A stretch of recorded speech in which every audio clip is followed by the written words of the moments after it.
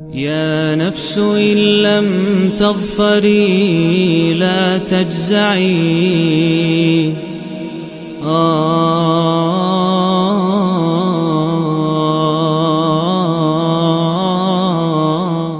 اعوذ باللہ من الشیطان الرجیم بسم اللہ الرحمن الرحیم۔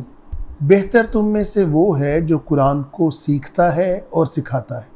تو دوستو، اللہ ہمیں ان دونوں حالتوں کے اندر ہمیشہ کسی نہ کسی شکل میں ضرور رکھیں، یا تو ہم قرآن سکھا رہے ہوں یا ہم قرآن سیکھ رہے ہوں۔ تو آج ہم سورۃ النساء کا 13واں رکوع ترجمے، تفسیر اور گرامر سے سمجھنے کی سعادت حاصل کریں گے انشاءاللہ تعالی۔ تو آئیں شروع کریں۔ وَمَا كَانَ لِلْمُؤْمِنِينَ أَن يَقْتُلَ، نہیں ہے کسی مومن کے لیے کہ وہ قتل کرے، کس کو؟ مؤمناً، کسی مومن کو، إِلَّا خَطَأً، ما سوائے اس سے کوئی خطا ہو جائے۔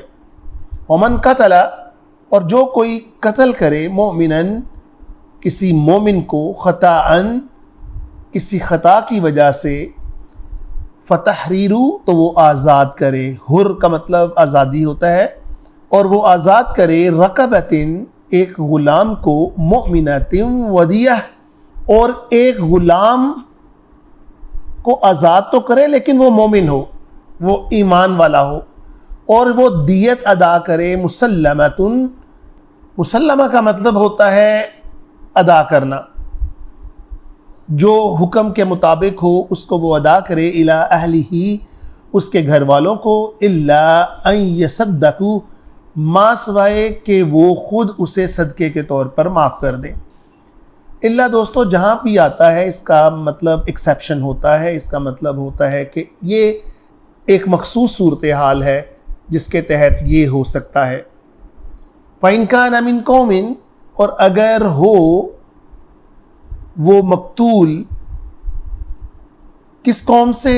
عدو لکم، جس سے تمہاری دشمنی چل رہی ہو، وَهُوَ مُؤْمِنٌ، اور وہ ہو بھی مومن لیکن وہ مخالف قوم میں سے ہو، فَتَحْرِيرُ رَقَبَةٍ مُؤْمِنَةٍ، تو پھر تم آزاد کرو ایک غلام کو جو مومن ہو۔ اب یہاں پر دیت دینے کی ضرورت نہیں۔ وَإِن كَانَ مِن قَوْمٍ بَيْنَكُمْ، اور اگر وہ مقتول اس قوم میں سے ہو جس کے درمیان، جو تمہارے، بینکم کا مطلب تمہارے، و بینہم، اور ان کے، میثاقن، میثاق ہو، عہد و پیمان ہو، فدیۃ مسلمۃ، تو پھر فدیہ ادا کرنا پڑے گا کامل، الی اہلہ، اس کے گھر والوں کو، وتحریر رقبۃ مؤمنۃ، اور پھر ایک آزاد بھی کرنا پڑے گا ایک مومن غلام کو۔ دوستو یہ جو فدیہ ہوتا ہے کسی دیت کے تحت جو دیا جاتا ہے، وہ نبی صلی اللہ علیہ وسلم نے 100 اونٹ مختلف عمروں کے جو ہیں وہ ان کو ادا کرنے کا حکم دیا ہے۔ تو آپ سوچ لیں 100 اونٹوں کی قیمت تقریباً کتنی بنتی ہوگی اب۔ فمن لم یجد فصیام شہرین متتابعین، لیکن فمن لم، جس کے پاس نہ ہو، یجد، وہ نہ پائے، فصیام، تو وہ فصیام، وہ روزے رکھے، شہرینی، 2 مہینے کے، متتابعین، لگاتار، یعنی اگر ایک بھی روزہ چھوٹا تو پھر دوبارہ نئے سرے سے رکھنا پڑے گا، ما سوائے یہ عورتوں کے مخصوص دنوں کے اندر جو بنتے ہیں ان کے علاوہ یہ حکم ہے کہ لگاتار روزے رکھنے پڑیں گے۔ یہ چھوٹ صرف ان لوگوں کے لیے ہے جن کے پاس بالکل بھی کوئی بھی ساز و سامان موجود نہ ہو، اور یہ ہو بھی غلطی کے ساتھ۔ توبۃ من اللہ، اور وہ توبہ کرے اللہ سے۔ وکان اللہ علیما حکیما، اور اللہ بہت جانتے ہیں، بہت حکمت والے ہیں۔ ومن یقتل، اور جو قتل کرتا ہے، مؤمنا متعمدا، کسی مومن کو جان بوجھ کر، فجزاؤہ جہنم، تو اس کی جزا جہنم ہے، خالدا فیہا، وہ ہمیشہ ہمیشہ اس میں رہے گا، وغضب اللہ، اور اس کے اوپر اللہ کا غضب رہے گا، علیہ، اس کے اوپر، ولعنہ، اور اس کے اوپر لعنت ہوگی، وَأَعَدَّ، اور تیار ہوگا لہو اس کے لیے عذاباً عظیما بہت عذاب عذاب۔ دوستو حضرت ابن عباس کے پاس ایک مرتبہ کچھ صحاب بیٹھے ہوئے تھے اور انہوں نے کہا کہ ایک شخص ادھر آیا اور اس نے صدا لگا کے کہی کہ اگر کسی شخص نے کسی مومن کو جان بوجھ کر مار ڈالا ہو تو اس کی کیا سزا ہوگی؟ تو آپ رضی اللہ تعالیٰ عنہ نے کہا کہ اس کی سزا جہنم ہے جس میں وہ ہمیشہ رہے گا۔ تو اس شخص نے کہا کہ اگر وہ توبہ کر لے اور نیک عمل کرے اور ہدایت پر جم جائے تو آپ فرمانے لگے اس کی ماں اسے روئے، اسے توبہ کی ہدایت کہاں؟ کیونکہ بعض اصحاب نے فرمایا ہے کہ اس آیت کے بعد کوئی آیت اس کو منسوخ کرنے کے لیے اتری ہی نہیں، لہٰذا بہت سختی سے ان کا یہ قول ہے کہ وہ جو شخص متعمداً قتل کرے گا وہ جہنم کے اندر جائے گا۔ لیکن دوسری طرف ہم حضور صلی اللہ تعالیٰ علیہ وسلم کی حدیث مبارکہ کو دیکھتے ہیں جس میں وہ فرماتے ہیں کہ ما سوائے مشرک کے تمام گناہ قابل توبہ ہیں اگر وہ صدقے دل سے کی جائے تو۔ واللہ عالم، کیونکہ یہ آخری اختیار تو اللہ سبحانہ و تعالیٰ کا ہے، ہمیں اللہ تعالیٰ تمام گناہوں سے بچا کے رکھیں۔ یا ایہا الذین آمنوا، اے ایمان والو، اذا ضربتم، اگر تم نکلو کہیں جا رہے ہو فی سبیل اللہ، اللہ کے راستے میں، فتبینوا، تو واضح کر لو، تحقیق کر لو، ولا تقولوا، اور کبھی مت کہو، لمن القا، جو تمہیں سلام بھیجے، علیکم السلام، تمہارے اوپر سلام بھیجے، لست مومنا، کہ تم مومن نہیں ہو، یا تم فوراً کہہ دو کہ وہ تو مومن ہی نہیں تھا۔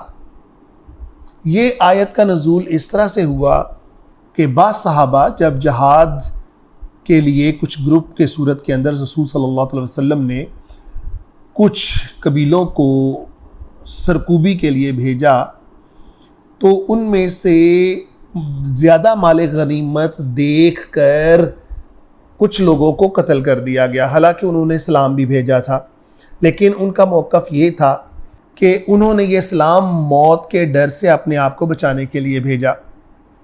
لیکن جب یہ خبر نبی صلی اللہ علیہ وسلم کے پاس پہنچی تو انہوں نے سخت ناپسندیدگی کا اظہار کیا اور اللہ تعالیٰ کی طرف سے یہ آیت بھی نازل ہوئی۔